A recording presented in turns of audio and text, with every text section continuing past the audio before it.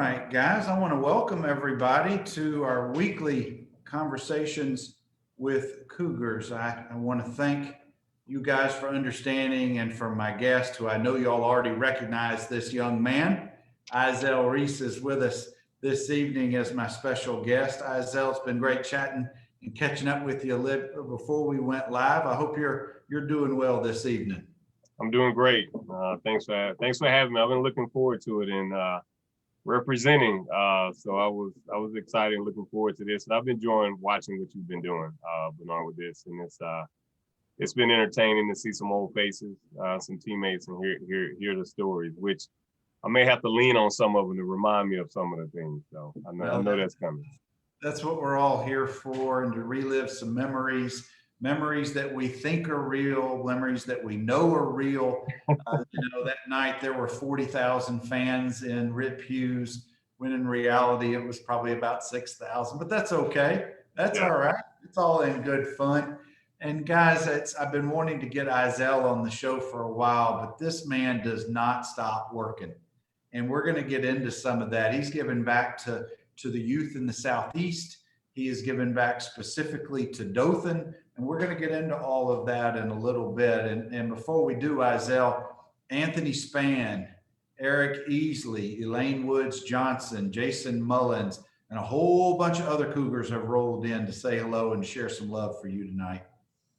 Good. Yeah. Well, appreciate it. And I hope it's again, I've enjoyed seeing all those faces, and glad they're checking in tonight. So I'm sure they're gonna have some good jokes for me too. So. Another one that just rolled in, and I'm glad he's doing well and back at it, is Coach Janaski Fleming. Janaski, I'm glad you're with us, bud. Izell, let's throw it back to way back when you were a little dude. What did you grow up in Dothan? What neighborhood were you in? And let's start there. I did. I grew up in Dothan, probably all over Dothan. So I can claim a few different neighborhoods from Lakeview to Johnson Homes. Lived over there. Lived on Mahair Circle, Morehouse Drive. So I lived a few different places, but I spent, my entire life growing up in Dothan. It was great to live in those different communities within the city and just really get to know everybody within Dothan. So it's great. In elementary school and middle school, which schools did you attend? Stringer Street, Cloverdale, Carver. Those were the schools that I attended and had some fond memories at Carver, Stringer Street, if you will. So like I said, as we moved around, it kind of put me in a few different schools, but throughout middle school, it was always Carver, Carver Lions, if you will, Coach Billy Richard. That's right. Which is actually the first time I played football. I didn't play tackle until I got into middle school. So that's where it all started. And it takes Coach Richards at Carver to call it the Izell Reese story, if you will. So that's where it all started for me. Well, when you were a little guy, what sports caught your attention besides football later on? Yeah, well, I mean, of course, playing football in the backyard, touch, playing growing up, I was always involved in that. But my first love was basketball. So, I mean, I would play basketball till I couldn't sweat anymore. I remember walking through that little pathway from Johnson Homes to Lincoln Community Center, as it was called then, or riding my bike out to Westgate to go to the nice gym, if you will. So, I mean, if it was basketball or, I really fell in love with it. I mean, it was a good sport. And so any chance I got, I played. I always thought I was going to play basketball, but until I put on a helmet, and that kind of changed everything. So I was going to say that got your attention in a hurry. Now, when you were over at Carver, who were some of your running around buddies? Who were some of your Tony Donaldson? That was my right hand man. We ended up splitting, unfortunately. He went to Dothan High, but man, that was my ace. We would push each other in sports, basketball, football, track. I remember back they used to have that the presidential running test or whatever with that seal, and if you could run a mile on a certain thing, man, you you would think we were running a 40-yard dash. We were trying to run that mile so fast. So, but you know, it was guys like that, and it was a ton of guys like that growing up. But at Carver, Tony and I were, you know, two really good athletes on that team, and we really pushed each other and just had a great close relationship growing up. Did Tony end up over at Dothan High? He did. He did. He ended up going over to Dothan High. I believe he went on to play a little bit at Troy. I don't know if he was there the whole time, but obviously he was a phenomenal athlete over at Dothan High. So, you know, just added more to those clashes with going to Northview and him going to Dothan High. So, but yeah, he ended up playing there and having a good, solid career as well in sports. Absolutely. Izell, a few more folks have rolled in. I want to give a shout out to principal at Eufaula High, Revis Gertman, who just had a huge signing class yesterday for his football program. So congrats, Gert, to that. And Matt Rugger has joined us. And let's see who else has rolled in here. Brett Heisler, one of my teammates. And thank you guys, and Austin Emfinger. So thank you for spending some time with Izell Reese. And we're back in the old neighborhood. We're at Carver Middle School. And I want to ask you, did you guys know, you and Tony know that y'all would end up at different high schools? Did you just assume just because you both were going to Carver that you'd both go to the same high school? I don't think it sat in until we got in 8th grade. I don't think you really think about it until, hey, now we get to go off to high school. And like, wait a minute, you live on this side of town, so we're about to split up. So I don't think we really thought about it much until right there at the end. You know, when you start to, you know, figure out, okay, I'm going to Northview, going to Dothan High. But no, we didn't know, we didn't really talk about it. And you know, it was it hurt a little bit. I mean, we were really close and really tight, but you know, we're still in Dothan, so I mean, it's still the same community. So if you will, but no, we didn't know until right to the end, really. What positions did Coach Richards have you at Carver? Where were you playing? Linebacker. That was it. Mm-hmm. I remember. I remember the first time I put on a helmet. The first time we were at practice, if you will. And the way you figure out who's playing defense and who's playing offense, they would line you up 10 yards apart, and they say, "Hey, we're gonna give you the ball, and then this other one, you just go tackle him," you know. And then that's how you figured out, you know. Then, of course, they don't do that now, but I remember going through that drill on defense and tackling somebody for the first time, and I'm like, this feels good. Yeah. And then we go back around again, and I go to make the next tackle, and then Coach Richards hands the ball off to the next person in line. I don't know who it was, so I won't call names, but they went and handed it to the next person. Like, no, I don't want to go with Izell. So he said, okay, we're gonna put you at linebacker. So, so I played defense the whole time. I may have had a few plays here and there on offense, but I mean, even in Northview, I mean, it was always defense for me, and it just, you know, tackling, making plays on defense. I just really enjoyed it and gravitated to that side of the ball. I'm noticing a theme that started in 8th grade. You'd rather be the hitter than the hittee. Right. I didn't like to get hit. You know, even when I get an interception, I was trying to dodge everybody and tiptoe out of bounds for whatever reason. But I guess I knew what it felt like on the other side and dishing it out. So. Well, we're going to get to it in a few minutes, but I can remember you with that big old club. I think you caught an interception or two trying to do some damage running it back, but we'll get to that in just a minute. Now, when you came over to Northview, you knew you were going to play football, but were you going to play basketball or any other sports as well? Yeah, I did. I played basketball as well, Coach Trivia. So I played both sports. Thoroughly enjoyed it. So played football and basketball primarily. But it's funny too. I remember when I first got to Northview, I wanted to be in the band. And they was like, well, you can't be in the band and play football, because I played in the band in middle school. I played the trombone, and I wanted to keep playing. But like now in school, which is great, you know, they have alternative bands and all kind of extracurricular activities. And to this day, I wish I would have kept playing, but all we had was a marching band. It was like, no, you can't play marching band in football. So I think I chose the right path, I would say. But I do miss playing. My kids joke with me. They don't believe I played a trombone, but I did, and I miss playing it. So. Had you been at, say, a 1 or 2A school, you might have been able to pull that off, but you can't do that. No, I couldn't do that, and I wouldn't have dare said that to Coach Parrish either. So, Could you imagine going up to Coach Parrish?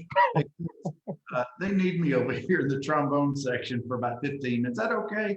I'm sure that would have been very successful. And I know Coach Josh Parrish, one of his sons, is with us tonight. Josh, how would you have handled that? One of your football players would have come to you and asked to be in the band during the halftime show. What would you have done to that? But Izell, when you came over to Northview, had you visited the school before? Were you familiar with how big it was? And for new students, it can be a very imposing campus. It's like a junior college. Yeah, I mean, I couldn't wait to be a Cougar. To be honest, my Frank Reese, which I know a lot of people on this call know who that is. That was my uncle. So I don't know if you knew that. So long time guidance counselor at Northview. So knowing that, of course, I had been on the campus several times with him. But when I was in middle school, watching you guys play School of Champions, and going to games in middle school and even before middle school a little bit too. I was one of those kids on the other side, during the games that was throwing a little football around. I was one of those guys, but then as I got a little older, when Coach Parish, and this was more middle school, when Coach Parish would have a team there and everybody would just sit in that section, right? Like on that little field, I would just lean over the rail, man, and man, I can't wait to be a Cougar. So by the time I got there and on the camp, I mean, it was, exciting for me.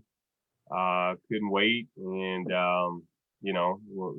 hopefully put my stamp on what it meant to be a Cougar at that point. So I was excited, to say the least. I couldn't wait. I was glad I was going to Northview. I couldn't wait. In ninth grade, did you get any practice or playing time with the JV or the varsity, or did you strictly stay with the ninth grade team during the year? Never played a snap with the ninth grade team, and started as a freshman. But I think I'd be remiss if I didn't go back for the people that on this call that may be familiar with it. But no, I don't know if you knew this, but I was only in high school for 3 years. Mm-hmm. So I didn't play 4 years. And some of that was some things academically, way back when I didn't take school seriously. And I was retaining the grade, 6th grade, actually. And when I got to 7th grade at Carver, so Coach Parrish will tell you to this day, he didn't discover me, Miss Parrish did, his wife. She was my 7th grade science teacher, if you will. And she was one of those teachers that kind of pulled me to the side and just like, hey, what are you doing? You're better than this. I know you have it. And I went from a kid who didn't know up from down to honor society in middle school. Never earned a C in high school and graduated in 3 years. So, and because I was determined to catch back up with my class. So, so that being said, when I came in as a freshman, Miss Parrish was always saying, hey, I got this kid over here. You got to see him. He can play. So first day went out to practice, just like that first day at Carver, when they handed the ball to the other guy, it turned into that. And, fortunately, I was able to start as a freshman on that defense and be a part of that defense that entire time. Before we get to the Northview years, Izell, was it that, I guess that relationship and talking to Mrs. Parrish, was that one of those moments that we all have in life that just kind of changed your path? Or was there something that specifically other than that just kind of set you on the path that ultimately got you to where you are? It was that and playing sports. So playing football, like I said, I didn't play until 7th grade. And then Miss Parrish, lighting a fire into me academically, it changed. So it was both hand in hand, education and sports. And it happened right at the right moment. And to your point, it wasn't a failure or anything. It was just, getting faced with adversity at a young age and finding something that I believed in and something people that believed in me. And yeah, that was that moment. Because when you've played at every level, so when I I was very fortunate to have a long NFL career, and I know we'll get into that. But people always ask, when did you know? Like when did you know? And it's little moments along the way that kind of tell you that. That one was for me probably personally the biggest one that I knew. I mean, I felt like I could accomplish anything after that. So walking on in college and all that stuff, those were just things that only made me better. I wouldn't even call it a chip on the shoulder. I just like, okay, it's a challenge, bring it. And it's I've carried that through my professional career and not just in sport. So Izell, sometimes it's amazing how people in your life that you don't even necessarily expect it to occur, but they become inspirations to you for whatever reason, whatever phase of your life, whatever the moment may be. It's just one of those things, and it sounds like you've always remembered it. You've always used it as some fuel to your fire, if you will. But it really is, those are the stories that bring us along in our journey. And that's why I like having these conversations. And I appreciate you sharing that about Mrs. Parrish and how you got moving along after that. But now let's move into some Northview years. What'd you like about playing for Northview? What'd you like about being a Northview Cougar? Man, everything. I mean, that whole school of champions and growing up and watching, Aristotle Kirkland and all that teams and that championship run. I mean, just watching that and all the history of the program. And I was fortunate to learn a lot about the history through family, through my Uncle Frank and several other people. So just being a part of that, was great, and trying to put your own stamp on it, and everything was about going to Birmingham, winning the championship. Because at that point, that's where it was always played, right? It didn't move around like it does now. And just being a part of a winning culture, and the camaraderie of the team, that those are moments you just never forget. You just felt like being a part of a family, and it's. And when I first went out there as a freshman, they're like, "Who is this freshman coming out here to play with us?" And they quickly figured out I could play a little bit, and it was just so welcoming to be a part of that, and going into the trenches, if you will, with those teammates and lifelong friends that you make as part of that. And Izell, it was pretty rare back then. Not many kids in ninth grade came up to the varsity or the JV at that time. I talked with Sean McCorkle a few weeks ago, and he talked about his experience. But there were many years prior to that there might have been one or two players along the way, just because I guess with Northview being one of the bigger schools, being a 6A right. school, they had the luxury of numbers. My freshman class, I think we had like 70 players that started out in my ninth grade team. Now, only about 16 or 17 of us made it all the way through to graduate and play all those years. But when you start out with that big of a ninth grade itself, that's, I guess that's one of the things with a big school. But I want to know, who was the hardest hitter? Who was the hardest to ever hit you in those years back in the day? Well, I mean, I played defense, so I didn't get hit a lot. I would say one of the most interesting things is, we do these different linebacker drills, and it would get pretty intense. And I remember Willie White, Kevin Jackson, myself. I mean, there's a few more guys in there, and that drill got pretty intense to a point where they stopped. They would slow it down a little bit, like, hey, y'all teammates, right? So. But in a good way. I mean, it was just, just making us better. But man, we had heavy hitters on our team, and playing alongside Kevin Jackson and I at linebackers, man, I would say when me and him lined up at linebackers, we didn't weigh much, but when those holes opened up, man, we covered some ground, and we took some names along the way. So it was intense. So. It was just good, man. We just had a really, really good defense and a lot of phenomenal players. So. You guys had some real athletic talent on that side of the ball those years, and several of whom ended up playing in college and on beyond that. But who was the main? I know that Coach Griffin coached the DBs for a long, long time, but who was in charge of the front seven? Who was the coaches back then? It was, it was a mixed bag. I was thinking through that the other day. I know Coach Bubba Johnson was there for forever and a day. He was always that good guy that was around, and I know some of the other guys could probably rattle off some more coaches, but and I was one of those guys. I kind of, I got the tail end of Coach Parrish, which was great, and the front end of Coach Whitcomb. So we had some changes along the way, but it's funny. Coach Parrish and Coach Whitcomb both had a heavy hand on the defensive side, especially at front seven, because it mattered so much in that linebacker position. They had a heavy hand in there to make sure that we were on point in terms of stopping the run and quarterbacking that defense. It matters. So it's almost like we were coached by committee, if you will, because those roles were so important, just like the quarterback position, as you know. It was with you and Kevin in the linebacking positions in the middle, they were in pretty good hands as far as how smart from a football standpoint. They could let you do some things that probably other players they may not have had that confidence in. But I want to put a smile on your face because I want you to share one or two of your favorite memories, either in practices or games. And I do have a couple of specific questions I'll get to in just a second, but I want to know some of your better memories. It could be a win, it could be a loss, whatever it is. Something that you've probably told the kids a million times. And they don't want to hear it anymore. Yeah, yeah. I'll share one quick funny one.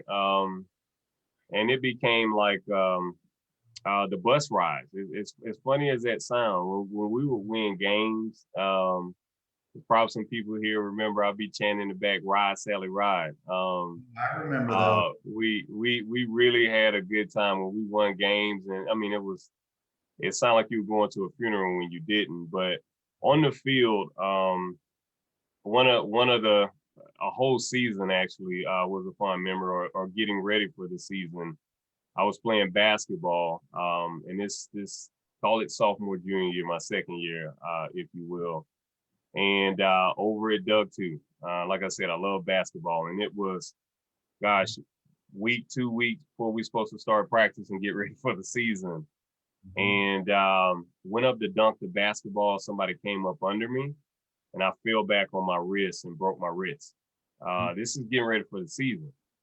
And this is under Coach Whitcomb, and we're getting ready for the season, and he said, "Well, hey," I said, "Coach, I'm not gonna be able to play. I got a cast. It's all on my thumb. It's halfway up my arm."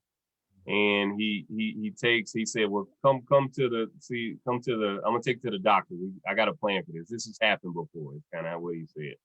So we go to the hospital, and they make me a splint, like this hard splint on the bottom. They cut my cast off, and they make a splint to go on the bottom. And before we went there, he had went into the sporting goods store.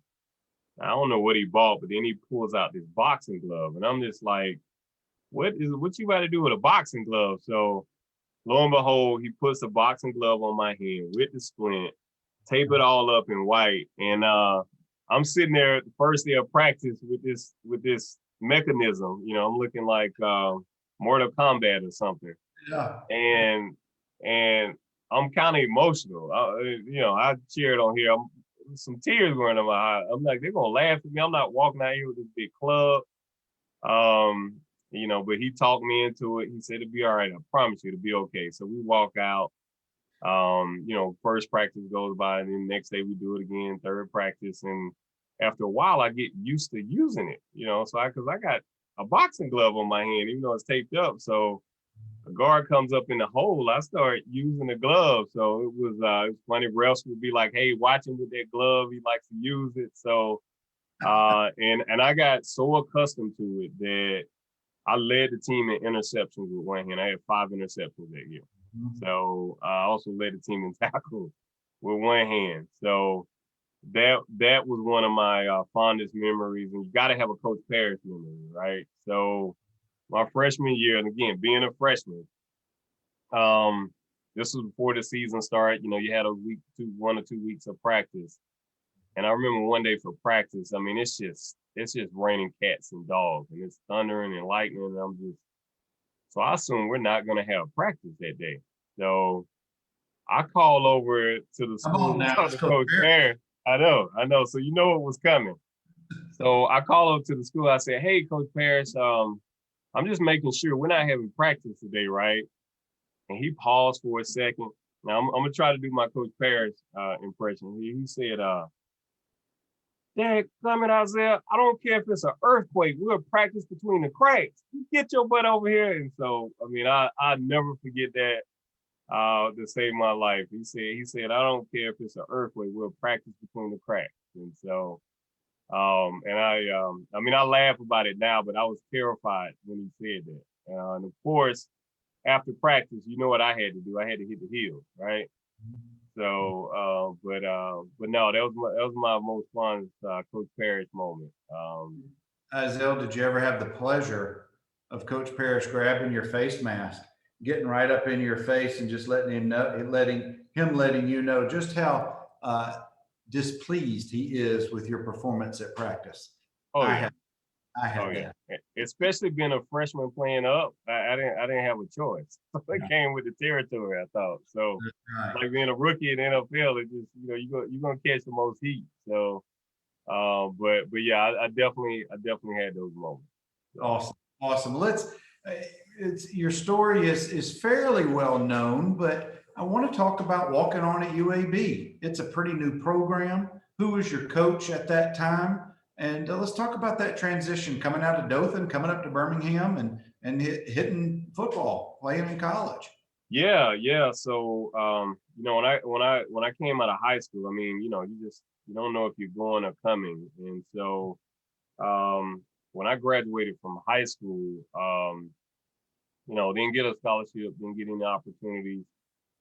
If you will, got a lot of letters, but I really didn't understand the process and about going on recruiting visits and so forth. I think it could have been different, but a part of the story that I think is important to share too is that I stayed home and worked for a year before I went to college. So my dad was an electrician at a place called Flavor House. You might have heard of Flavor House, make all the peanuts and all that stuff. I worked a 7-day-a-week shift to save up money so I could go to college for a year. And then I went to UAB. But just before I was getting ready to go to UAB, I had filled out the paperwork to get ready to go into the Army because I couldn't afford college. And so I was going to go into the Army. And the only thing left was to go to Montgomery. As you know, you go to the state capitol, right? And 2 days before I decided to, go up to Montgomery and enlist in the Army to help me pay for college, I get a call from Coach Whitcomb. His son had just transferred from Southern Miss to UAB. They were just starting up a program. And he said, "Izell, Coach Hillier wants to speak with from UAB. I told him all about you and that you need to be playing on somebody's college campus." And so he calls me and he said, "Look, we don't have any scholarships. I don't have anything to give you, but we over at the church, you can eat with us at the church. But we'd love to have you because Coach talk raved about you." And like I said, that door opened just a little bit, and I couldn't wait to get up there. So when I got up there, like I said, I had missed a year, and then went out for spring ball. It was just like, when they handed that ball at Carver once again, I got an opportunity and went on to start as a freshman, led the team in interceptions. And then when I went initially, we were like D2, if you will, and people didn't know we had a program. So while I was there, we went from D2, we jumped up to 1AA, then we went to Division I while I was there. So I Yeah, played 3 different levels in college. in a hurry, and that is a lot of growing pains during those years. But, Right. Right. So, but fortunate for me, I mean, again, I went on to start all years. They brought in different players as we went to D1. I maintained my, starting position as a free safety, strong safety, if you will. Had some really good coaches that come in. John Neal, who was my defensive back coach. I mean, he coached at Ole Miss, coached for like 10 years at Oregon after he left UAB. Wherever he went, he put guys in the league. And so to have a guy like that to take my raw talent and develop me, I mean, and he's a dear friend now, and I still keep in touch, and of course, still call him coach. I owe a lot to him. I owe a lot to him really teaching me the game and developing my skill set. But another one of those moments when I knew I had a shot. My junior year, myself and Dana Sidney, he was a defensive back, he was a corner. I was a safety. We both ended up getting drafted. We were the first two players that were drafted from UAB in '98. But our junior year, you have pro day in college. And that's when I knew I had a shot. I never believed it, just walking on in college. It wasn't about trying to go pro for me. I mean, but, if the chance had, I was going to give it my all. But that wasn't, I was just trying to get to college. So our junior year, we had a phenomenal workout, both of us. He was both defensive backs. He was 6'1", I'm 6'3". Talented athletes, but we both clocked a 4.3 on grass on pro day. And the very next week, Bill Belichick was in. He was with the Jets then. And he sat with us about 2 hours. And then the very next week, it was a different pro scout in there every week, sitting down with Dana and I. We both got invites to the NFL Combine. And so that's when, at that point, it's like, okay, we got, this is real. We got a legitimate shot. And he got drafted by the Tennessee Titans, 3rd round, and I got drafted by Dallas Cowboys in the 6th round. So, Izell, there's one thing in sports you cannot teach is speed. You either have it or you don't. You can hone it. You can improve it a little bit, right. But you're born with it. It's what God gave you. Right. But what I'm hearing in this journey is when you've been given opportunities, you've recognized them and you've taken advantage of them. But I bet those NFL scouts coming over to down to Birmingham to UAB goes from Division II to 1AA to Division I. How did these guys end up here, in the SEC school or a bigger school? But before we keep going on your journey into the NFL, all kind of love, Izell. You got, let's see, Jamie Green with some great comments, Martin Andrews, Kevin Jackson, Shane Cobb, Norris Thomas, whole bunch of folks. And KJ says, "What's up, my linebacker partner?" That was my partner in crime there, man. You two. Hey, I'll put us up as high school linebackers against anybody in the country. 2 linebackers. I mean, we were the dynamic duo back in the day. So. And I hope my former teammates, Cassie Butler and Willie Banks, don't get mad at me for saying that. I'd put the 2 of y'all up against them anytime. A fearsome foursome right there. Right. But you get drafted by the Cowboys. I want you to take just briefly to that day or that night when you first learned, because the draft obviously is so different now than it was in the 90s. But how did you know the Cowboys were going to draft you, or did you know ahead of time? I had no idea. I mean, when I went to the NFL Combine, I thought the Broncos were going to draft me, but I talked to a lot of teams, spent a lot of times. I didn't spend as much time at the NFL Combine with the Cowboys, so I was a bit surprised, but excited. That was my dad's favorite team. So I mean, you can imagine how he felt. But watching the draft was nerve-wracking. I mean, it was highs and lows, stressful, because what they do when you're watching the draft and you got the phone by you and everybody's calling, make sure they got the right number, all 32 clubs. Right. And I got about 4 or 5 calls starting in the 2nd round. Hey, we just want to make sure we got the right number. We got the next pick coming up, and we're eyeing you. I mean, I got like 4 or 5 calls like that, and I'm just like, what is going on? So it was, when I say it was stressful, it was beyond stressful. So by the time it got to day 2, which is when I was drafted, at that point, I'm like, hello. Yeah, we just want to make sure we got the right number. I'm like, yeah, okay, this is my number, click, so, and it's just like, cause I didn't know what was going to happen. I was just like, I just believe it when I hear it. And then I get this one particular call, other calls were scouts and different people, but Jerry Jones personally called when he's making this, when he wants to pick you. And he said, he had that twang, right? So that we can appreciate in Alabama. And he said, is this Izell Reese? I said, yes, it is. He said, this is Jerry Jones from the Dallas Cowboys, and I'm like, wow, Jerry's calling. So, and I kind of perked up a little bit. And he said, how'd you feel about being a Cowboy? I said, I would love to be a Cowboy. And as soon as I said that, I stayed at UAB. I didn't go home, didn't have no parties. I stayed in my apartment, and my brothers came up. I was like, nope, no parties. I don't know what's going to happen. Nobody's ever been drafted from this school. I'm not falling into that. But as soon as I said I would love to be a Cowboy, I just heard them just cheering in the front room.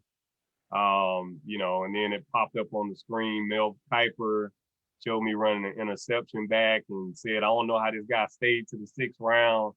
But, at that point, it didn't matter. They called my name, and then here we go again, right? Let's go make a name for yourself. So. Well, how did your dad take that?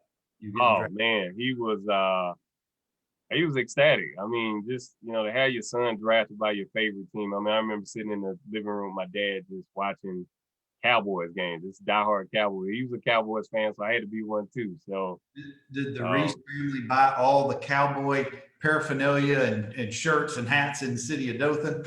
Every Cowboy, anything they could find, So and that was, and then of course the next day I drove home, spent time with the family. So that was exciting. It's a moment you just never forget. And when it happened too, I thought about, especially coming back home.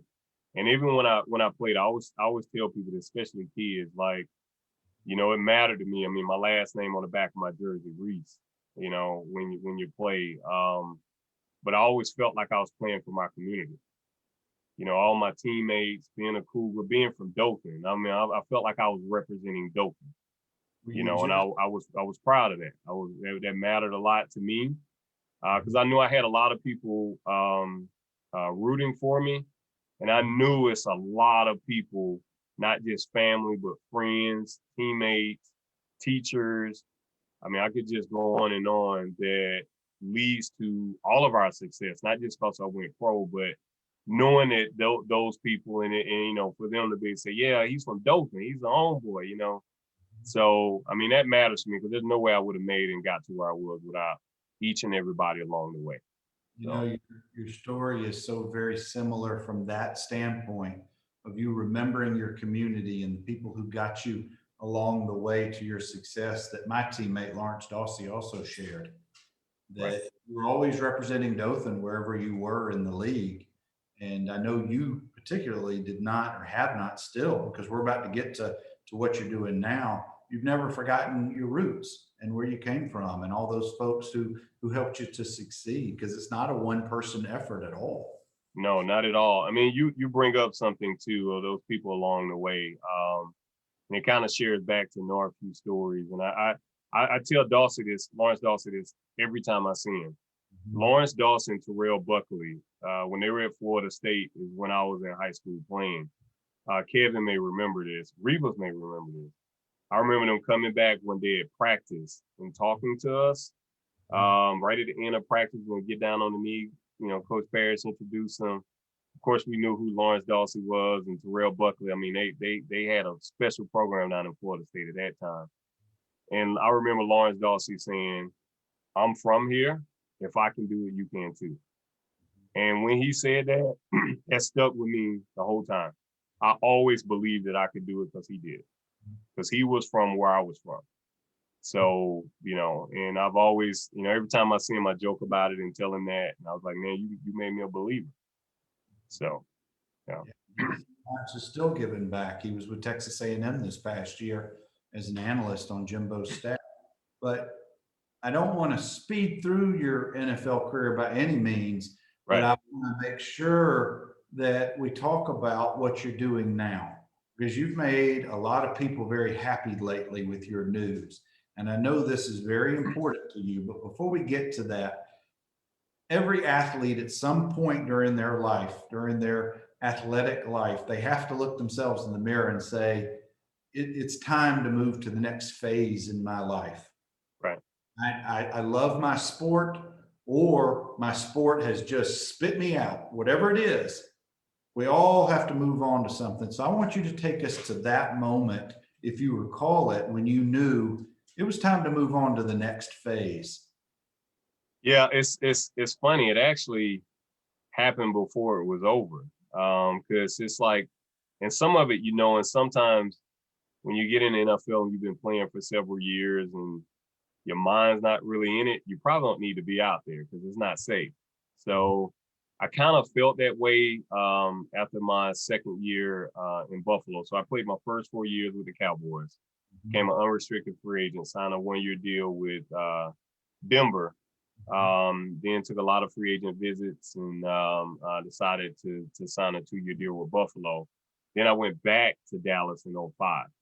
After that second year in Buffalo, I kind of felt like, I wanted to kind of go and, do other things. And, I would do things when I wasn't playing. I started my own construction company when I was playing. So I always had my hand in other things as an athlete because I had that walk-on mentality. I didn't know when I was going or coming.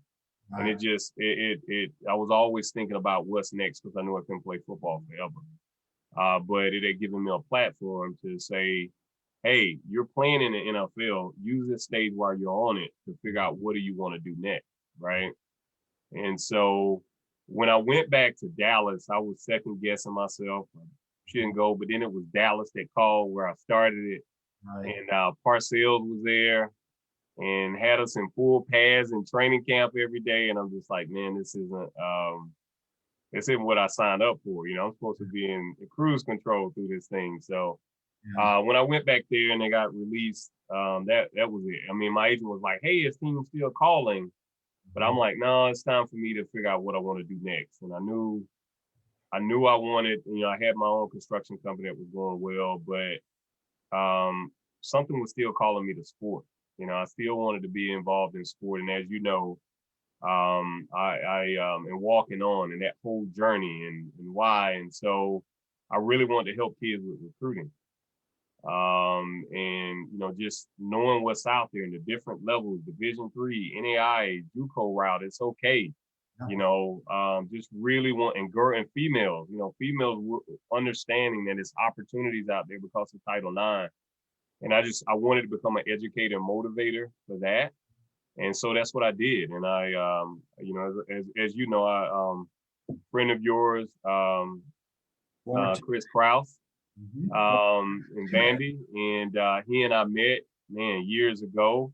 And I started working with NCSA, Next College Student Athlete, and served as executive vice president for that company for a long time, and then shifted to what I do now about a year or two ago as president and GM of Reigning Champs Experiences, where I receive NFL flag. You see it behind me.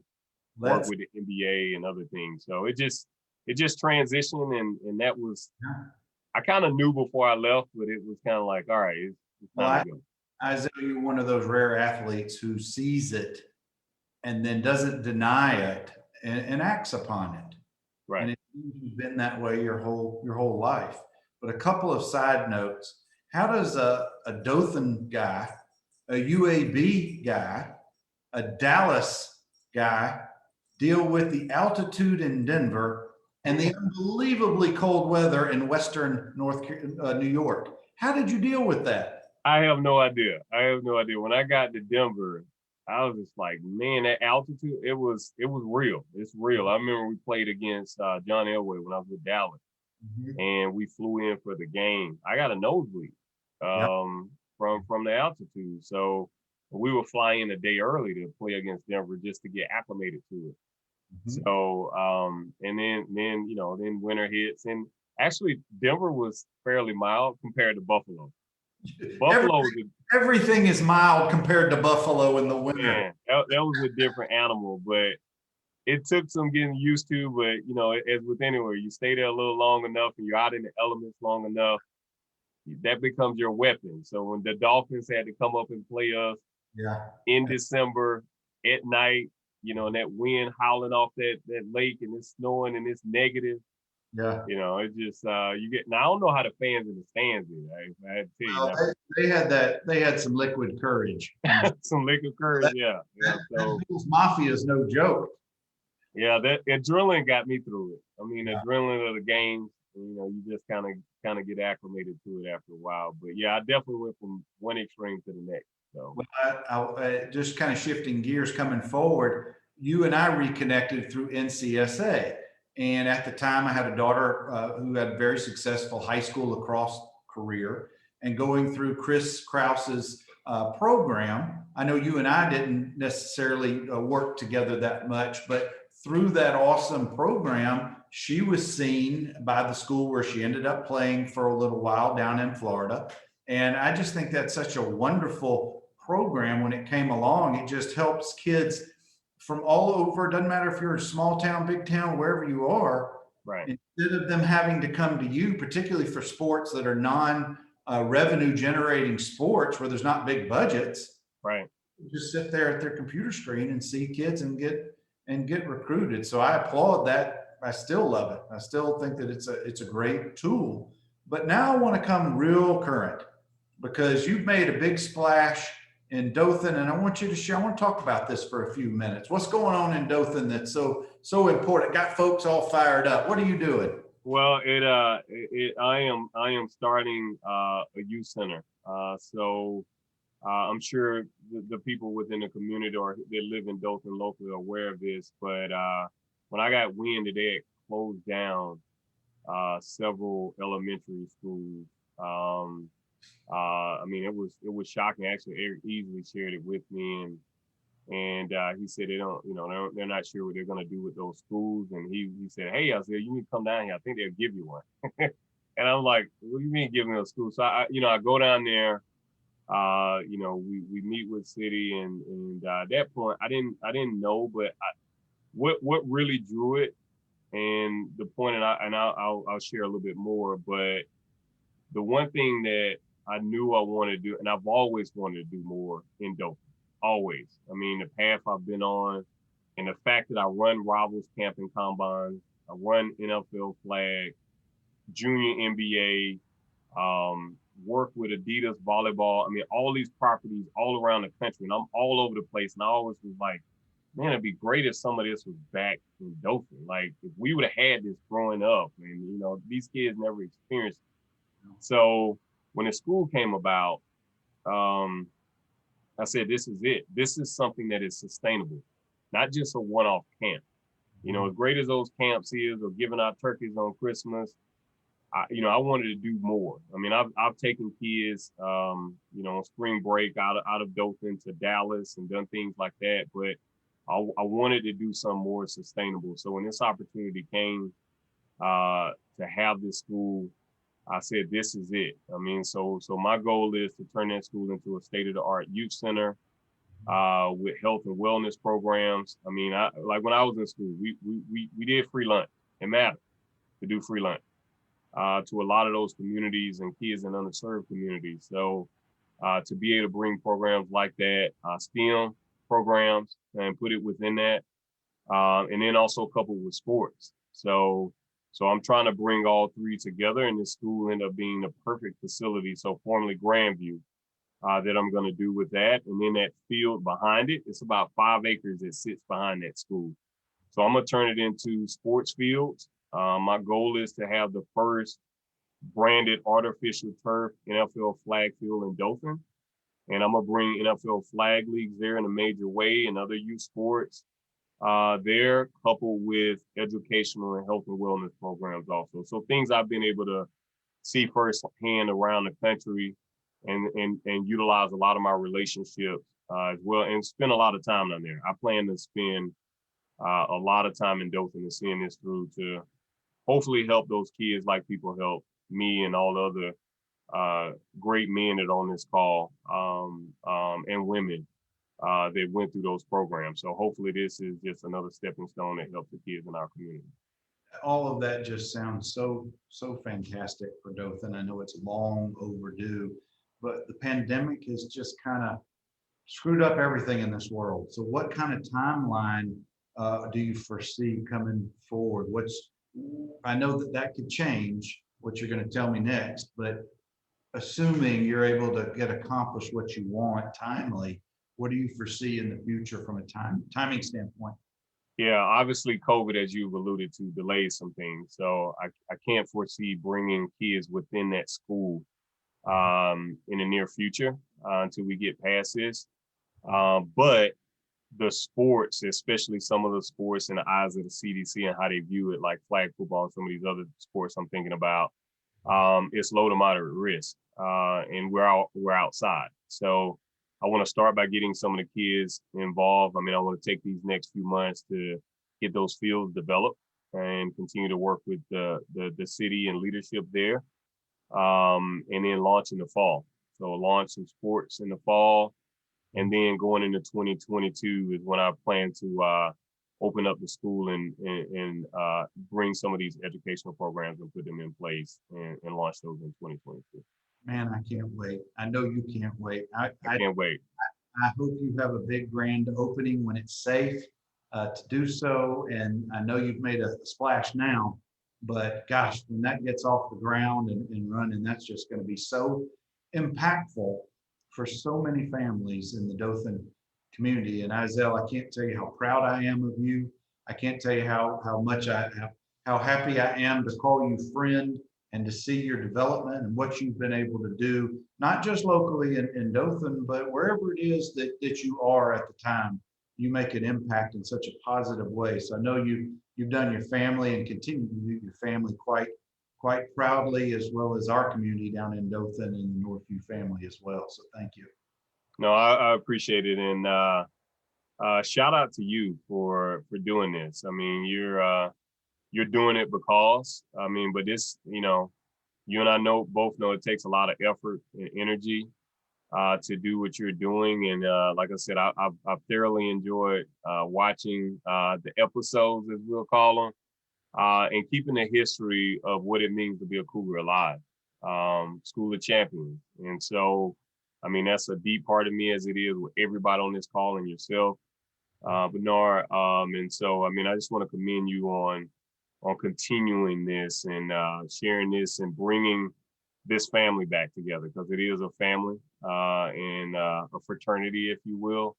It matters. I mean, it's good to see everybody that comes on and hear the comments and vice versa. And for those guys that are down in Dothan, I look forward to seeing you and seeing your kids, and hopefully bring them by the youth center and support this initiative, because I may be the one that's starting it, but it's a team effort. It takes a village, as they say. So definitely want to continue to work with everybody. And Bernard, kudos to you, man. I appreciate it. Well, Izell, that's very kind words thrown my way, but twist my arm on these conversations, please, because I love getting to learn the journeys. I'm meeting a lot of Cougars who I didn't know previously, younger or older than us, or just rekindling friendships. So we're going to keep doing these each week. And thank you, my friend. You be safe. You have continued success and fun. And guys who are on here still, please keep coming back. We'll get back on Wednesday night starting next week again. And you guys have a good rest of your week. We'll talk to you another time. Take care. Appreciate it.